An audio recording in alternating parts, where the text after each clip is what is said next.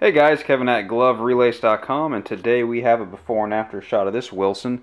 This is a Wilson. This is the part of the A0360 series. Model number is A0360 ES14. So this is a 14-inch model. You're probably asking yourself, what's wrong with this glove? There's nothing wrong with it. The lace is actually in excellent condition. This customer just wanted the black switched over to tan.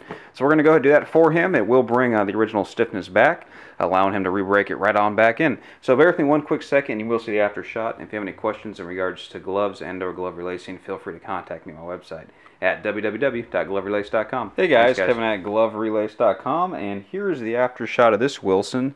This is the Wilson A0360, the A0360 ES14. And as you can see, we went ahead and did a full relace and tan lacing, gave it a good cleaning condition.